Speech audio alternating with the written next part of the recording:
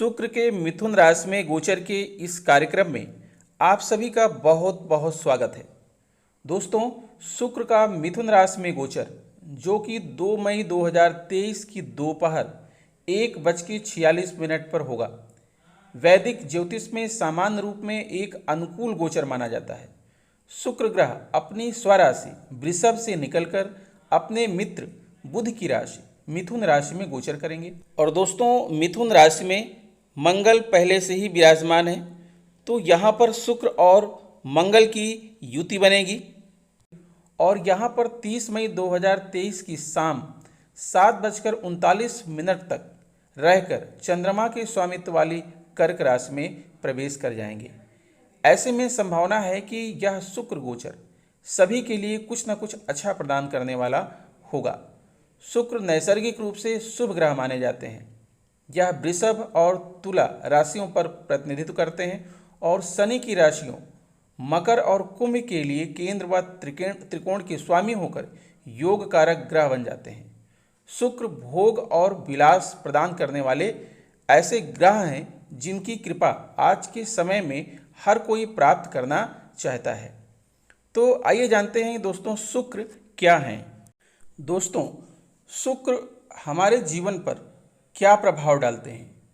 आपको बता दें कि ज्योतिष शास्त्र में शुक्र को धन, वैभव, ऐश्वर्य, समृद्धि, संपन्नता, लव, रोमांस, विवाह, संतान, लग्जरी और विलासिता का कारक माना जाता है। शुक्र प्रेम है, शुक्र आकर्षण है और ग्लैमर है। शुक्र ही संतान उत्पत्ति के कारक हैं, जिससे ये संपूर्ण सृष्टि आगे बढ़ती है। दुनिया की वह सभी चीज़ें जिसमें आकर्षण होता है, जिन चीज़ों में चमक दमक है, ग्लैमर है और जिसे पाकर हमें संतुष्टि महसूस होती है, वह सभी चीज़ें शुक्र के प्रभाव से ही संभव होती हैं। शुक्र कला और सौंदर्य के कारक हैं। ज्योतिष शास्त्र में शुक्र को दैत्य गुरु माना जाता है। शुक्र परम ज्ञानी भी हैं। शुक्र हमारी इच्छाओं और सपनों का प्रतिनिधित्व करते हैं। अगर कुंडली में शुक्र बली हो तो ऐसे जातक की हर इच्छा पूरी होती है। ऐसा जातक सुख, वैभव और विलासिता का भोग करता है। शुक्र में कुंडली के सभी दोषों को दूर करने की क्षमता होती है। शुक्र व्यक्ति को लोकप्रिय बनाते हैं और आपको एक महान पब्लिक फिगर बनाते हैं।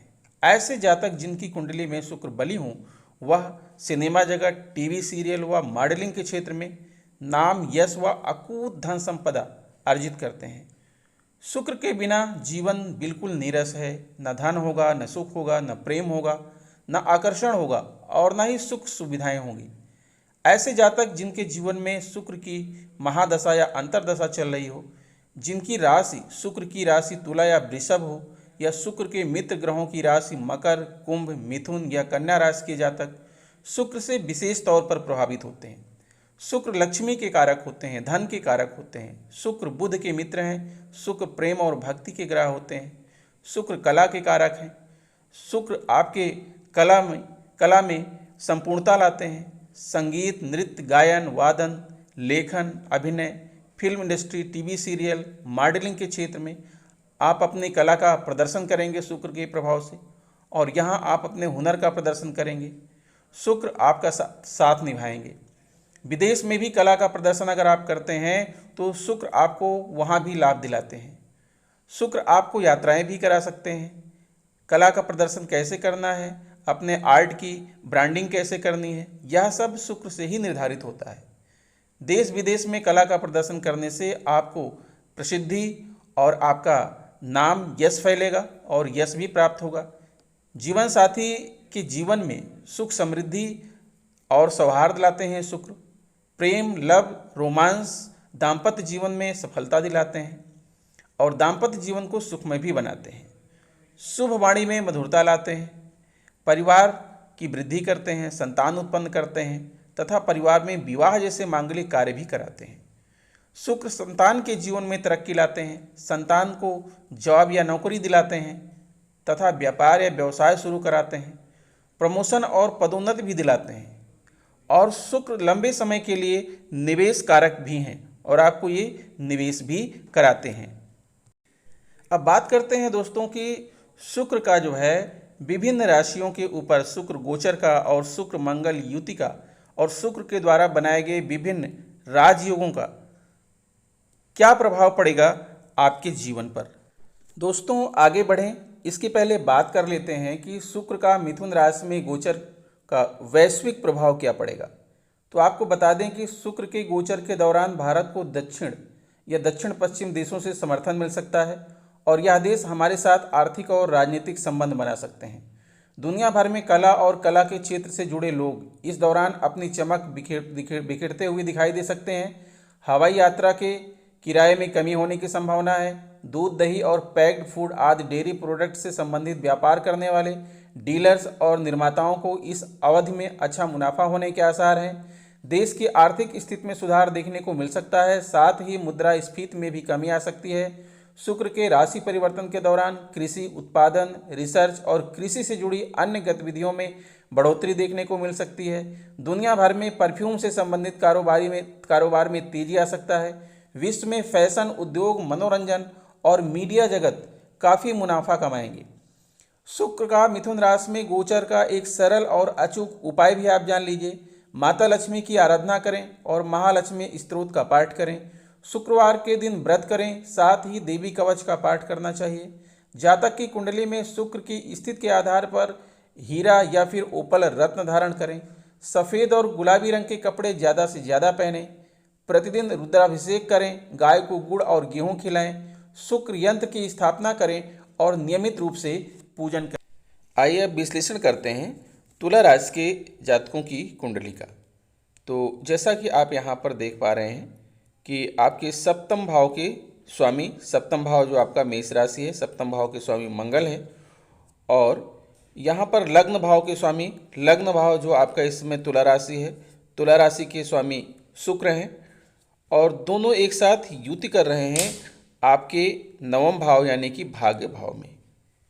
शुक्र जो है 2 मई को आप मिथुन राशि में, जो कि यहाँ पर नवम भाव है, उसमें गोचर कर रहे हैं और मंगल के साथ युति कर रहे हैं। साथ ही दोस्तों आपको बता दें कि 1, 4, 7 और 10 लग्न भाव, चौथा भाव, सप्तम भाव और दसम भाव को केंद्र भाव कहा जाता है। इसी के साथ लग्न भाव यानी प्रथम भाव, पंचम भाव और नवम भाव को जो है त्रिकोण भाव कहा जाता है। और जब केंद्र भाव और त्रिकोण भाव के स्वामी आपस में कहीं भी युति करें या दृष्टि संबंध बनाएं या फिर एक दूसरे की राशि में गोचर करें तो वहाँ पर जो है केंद्र त्रिकोण राजयोग का निर्माण होता है। और यह केंद्र त्रिकोण राजयोग यदि केंद्र में बने या फिर त्रिकोण में बने तो यह बहुत ही महाबली होता है।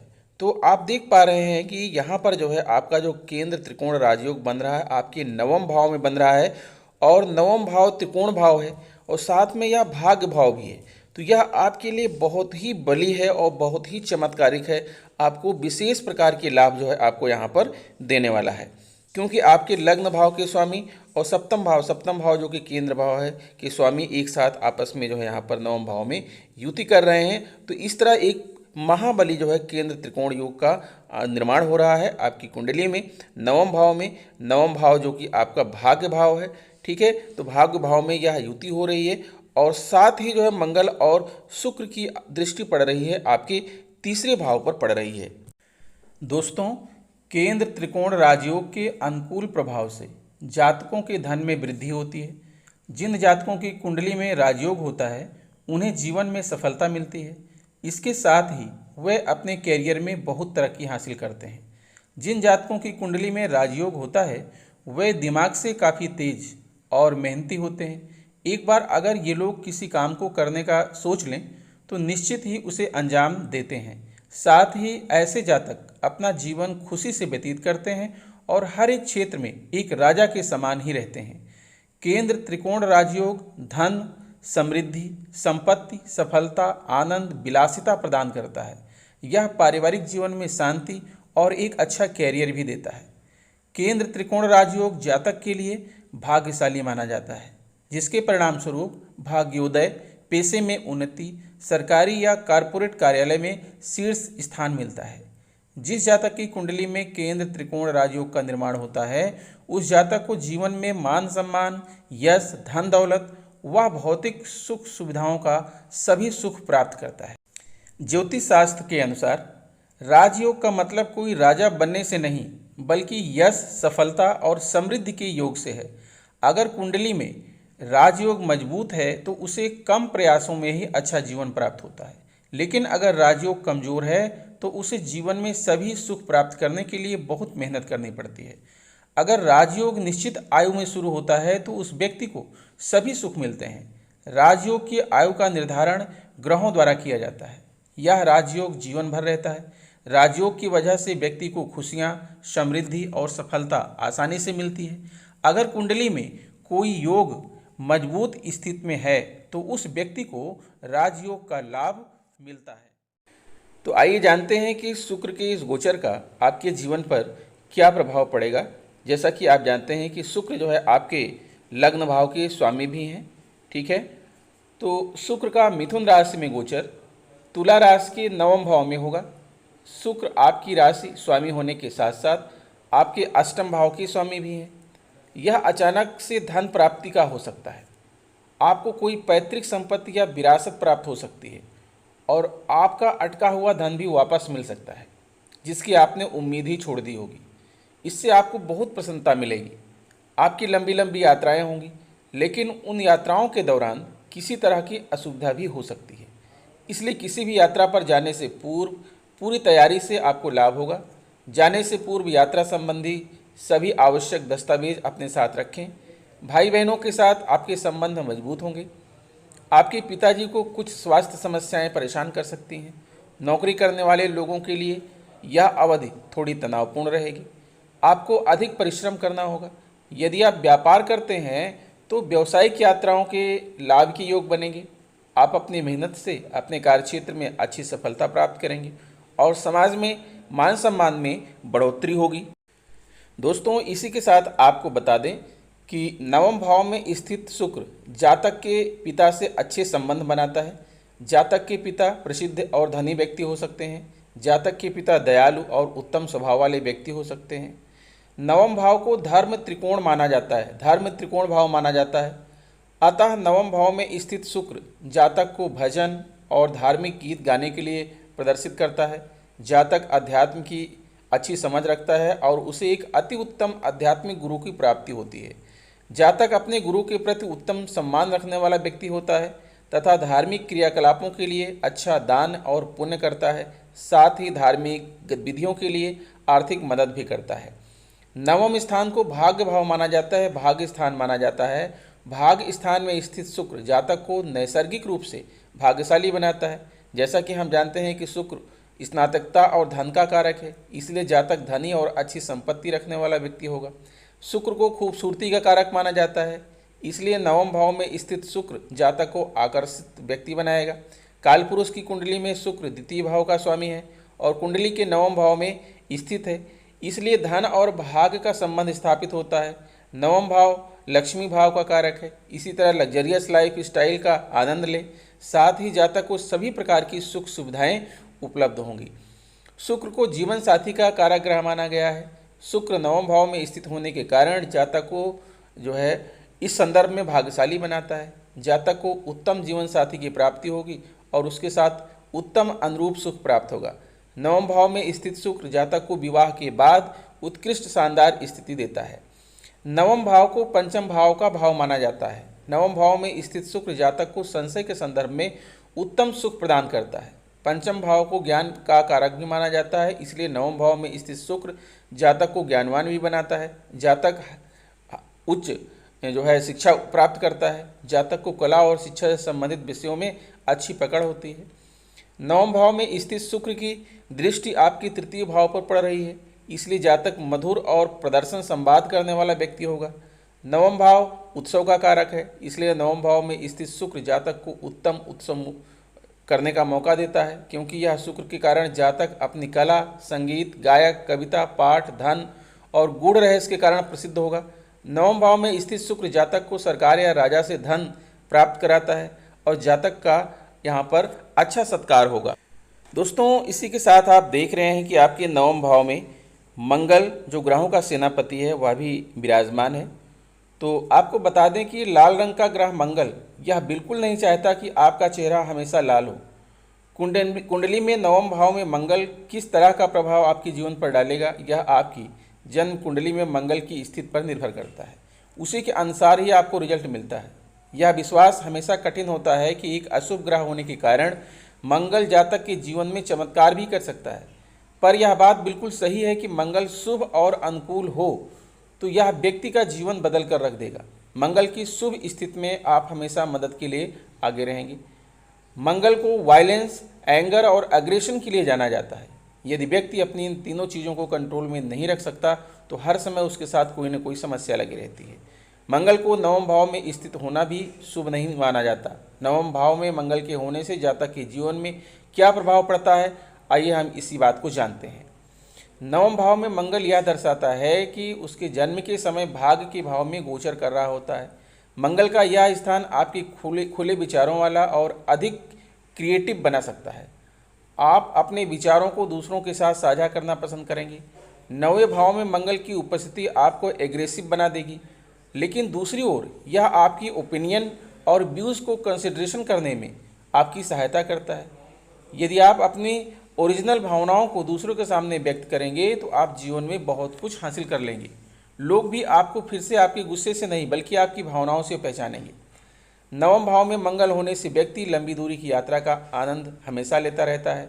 मंगल जोखिम लेने के लिए व्यक्ति को प्रेरित करता है, तो आप किसी एडवेंचर जर्नी का भी लुत्फ उठा सकते हैं। आप फॉरेन ट्रिप पर भी जा सकते हैं। विदेशी कंपनियों से जुड़े वाइट कलर प्रोफेशनल्स आपको इंटरनेशनल बिजनेस ट्रिप पर भी ले जा सकते हैं। इसके अलावा यदि मंगल की युति चंद्रमा, बृहस्पति और सूर्य के साथ हो तो आपको यह निडर और बहादुर बना देती है। यह आपको वर्क प्लेस पर प्रमोशन पाने के लिए भी आपकी मदद कर सकता है, लेकिन प्रॉब्लम का सामना किए बिना यह उपलब्धि पॉसिबल नहीं है। दोस्तों, नवम भाव में मंगल होने की वजह से व्यक्ति मौज मस्ती करने वाले, चुलबुले और उत्साही होते हैं। नवम भाव में मंगल हो तो आप गंभीर बातचीत के दौरान अपनी बात साबित करने के लिए हमेशा तैयार रहते हैं। मंगल होने की वजह से व्यक्ति अपने पैशन को फॉलो करने के लिए एनर्जी और फ्रीडम भी देता है। नवम भाव का मंगल जीवन के शुरुआती चरणों में आत्मविश्वास विकसित करने में आपकी सहायता करेगा। आत्मविश्वास बढ़ने की वजह से आपको विश्वास होगा कि आप सही रास्ते पर हैं। बाद में यह आपको समाज में एक अच्छी छवि विकसित करने के लिए मार्गदर्शन करेगा। आप अपने दोस्तों के साथ घूमना तो पसंद करते हैं, लेकिन उनके साथ किसी भी तरह का बांड बनना पसंद नहीं करते। इस वजह से आपके रिश्ते खराब हो जाते हैं। नवम भाव में मंगल होने की वजह से व्यक्ति अंतरंग संबंधों में रोमांस बढ़ने के लिए चंचल और ऊर्जावान होंगे। जीवन साथी के साथ टेबू टाइप की बातें करते हुए आपको समय बिताना अच्छा लगेगा। आप अपने वैवाहिक जीवन के अनफॉरगेटेबल मूवमेंट बनाने के लिए अपने पार्टनर के साथ बातचीत करना पसंद करते हैं। आप पार्टनर का विश्वास जीतने में सफल रहेंगे। इसके अलावा हो सकता है कि आपका पार्टनर आपकी कोई इच्छा पूरी न कर पाए, क्योंकि आप अपने साथी से बहुत अधिक उम्मीदें लगाए बैठे हैं। नवम भाव में मंगल होने की वजह से आप बाहर भी फ्लर्ट करने से बाज नहीं आएंगे, जिसकी वजह से स्थिति प्रतिकूल भी हो सकती है। नवम भाव का मंगल इस बात का संकेत देता है कि जातक लीगल मैटर्स में हमेशा सतर्क रहेंगे। एरोनॉटिक्स, मैनेजमेंट और अकाउंट के क्षेत्र में अपने कैरियर को आगे बढ़ा सकते हैं। नवे भाव के मंगल वाले जातकों को रियल इस्टेट से संबंधित बिजनेस में रुचि मिलेगी। इस भाव का मंगल आपको स्पोर्ट में भी सफल कैरियर बनाने के लिए मार्गदर्शित करेगा। इस भाव का मंगल फॉरेन ट्रिप का भी मजा देगा। इसके साथ ही विदेश में भी रहने का आपको मौका मिलेगा। ट्रैवल से जुड़े हुए बिजनेस में भी आप सफल कैरियर बना सकते हैं। भाग्य भाव एजुकेशनल, लर्निंग, रिसर्च और इन्वेंशन को भी दर्शाता है। व्यक्ति अपने कैरियर में अधिक ऊंचाई प्राप्त करते हैं और उन्हें उच्च स्तर पर सफलता मिल सकती है। यह भी कहा जा सकता है कि आपको भावनाओं का उपयोग करके निर्णय लेने से बचना चाहिए। नौवें भाव में मंगल होने की वजह से व्यक्ति में मैनेजमेंट स्किल की कमी होती है, जिसकी वजह से आपके पास जो काम होगा उसको व्यवस्थित तरीके से नहीं कर पाएंगे। नतीजतन यह आपके कैरियर पर प्रतिकूल प्रभाव भी डाल सकता है। अंततः ये कहना है कि नवम भाव में मंगल होने से व्यक्ति के जीवन में क्या क्या प्रभाव पड़ेगा, यह बात अच्छे से समझ आ गई होगी। नवम भाव का मंगल व्यक्ति के जीवन की कठिन परीक्षा लेता है और उनसे कड़ी मेहनत की मांग करता है, जिसकी वजह से व्यक्ति को अपने कैरियर और लक्ष्यों को पाने में मदद मिलती है। यह स्थान आपके वैवाहिक जीवन पर थोड़ा प्रतिकूल प्रभाव डालेगा, इसलिए आपको अपने साथी के प्रति ईमानदार और वफादार रहना चाहिए। यदि मंगल भाग्य भाव में स्थित है तो आप यात्रा में ज़्यादा व्यस्त रह सकते हैं। नवम भाव में मंगल होने की वजह से व्यक्ति को घर में रहना पसंद नहीं होता। इन लोगों को ट्रैवल और एक्सप्लोर करना पसंद होता है। इसके अलावा इन लोगों को अपने बिलीफ और फेथ पर डटे रहने की आवश्यकता होती है। तो दोस्तों, आशा करता हूँ कि मंगल और शुक्र आपके जीवन में सुख समृद्धि लाएं, आप खुश रहें, आपका परिवार खुश रहे। तो आशा करता हूँ वीडियो आपको अच्छी लगी होगी। अगर वीडियो अच्छी लगी है तो प्लीज़ हमारे चैनल को सब्सक्राइब करते हुए बेल आइकन को प्रेस कर दीजिएगा। मिलेंगे आपसे नेक्स्ट वीडियो में कुछ नई जानकारी लेकर, तब तक के लिए नमस्कार।